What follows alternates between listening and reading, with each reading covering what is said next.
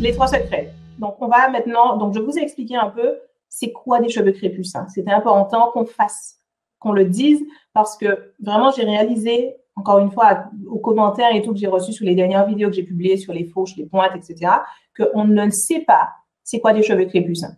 On calque c'est quoi des cheveux crépus sur des cheveux lisses alors que ce ne sont pas les mêmes cheveux. Donc, on a clarifié ça. Maintenant, on va voir du coup comment on obtient des cheveux crépus. Comment on obtient ce volume équilibré, cette robustesse qui fait que les cheveux ne se cassent pas et ces pointes saines. La première chose que je vais vous expliquer, c'est comment on peut avoir des cheveux plus résistants et capables de retenir l'hydratation très longtemps. Ce que j'entends par très longtemps, c'est entre 8 et 15, voire même 21 jours, sans avoir à réappliquer de produits. Que ce soit de l'eau dans un vapeau, du beurre, du lait, etc.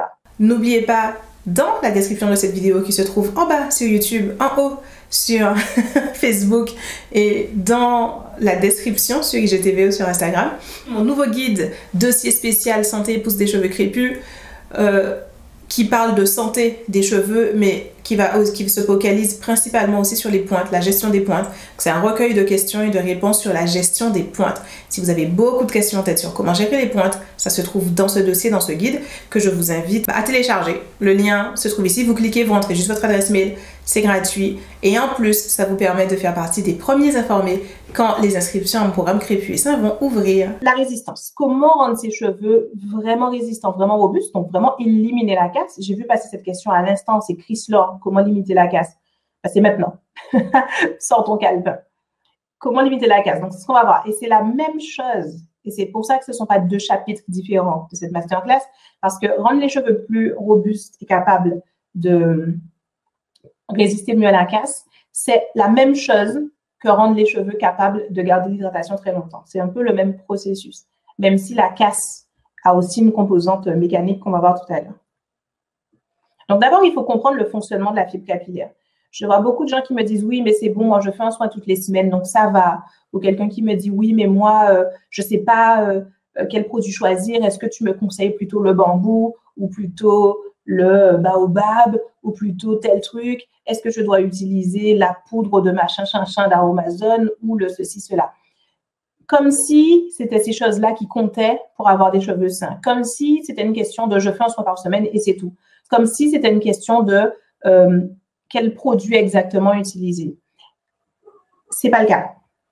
Mais pour comprendre que ce n'est pas le cas, il faut comprendre comment fonctionne la fibre capillaire. Donc, le cheveu, c'est une fibre morte. Donc, dès l'instant où le nouveau cheveu sort du cuir chevelu, ce n'est plus vivant. J'aime bien comparer les cheveux à des plantes. Ce n'est pas du tout la même chose. Une plante peut avoir des bourgeons et des repousses à tout endroit de la tige, à tout endroit même des petites branches qui se séparent. Alors qu'un cheveu, c'est pas vrai. Ça ne peut faire de nouveaux bourgeons, je mets ça entre guillemets, que à la racine. Ça sort de la peau, ça sort du cuir chevelu. Et une fois que c'est sorti, c'est mort, c'est fini. Il n'y a pas de bourgeons, il n'y a plus rien. Et du coup, de ce point de vue, ça s'apparente plus du coup aux cellules mortes qu'on trouve à la surface de la peau qu'à la peau elle-même. Parce qu'effectivement, on compare aussi les cheveux à la peau. C'est pas pareil non plus. C'est pas pareil non plus. Donc, une fois que le cheveu est sorti, donc quand le cheveu sort, quand il sort de notre cuir chevelu, il est nourri par notre état de santé interne. Là, c'est vraiment la santé du corps, à quel point on est bien hydraté, à quel point on a plein de vitamines, à quel point notre circulation sanguine est bonne. Ça va faire un cheveu qui est plus ou moins sain, on peut dire ça comme ça, plus ou moins robuste, plus ou moins costaud à la base. Mais ensuite, sur tout le reste de la durée du cheveu, il va être maintenu et entretenu par les soins. C'est uniquement ça qui va compter. Parce qu'effectivement, le cheveu est capable, dans une certaine mesure, d'absorber et de retenir des éléments nutritifs.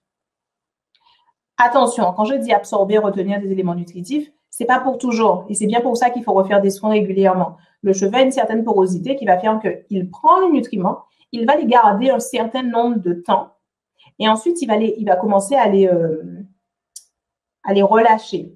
Et c'est pour ça que c'est important et nécessaire de continuer de faire des soins régulièrement. Le soin qu'on a fait en janvier 2017 n'est plus dans nos cheveux, si vous voyez ce que je veux dire. Une partie est encore dedans, mais concrètement, c'est le renouvellement, la continuité des soins qu'on fait qui va avoir un gros impact.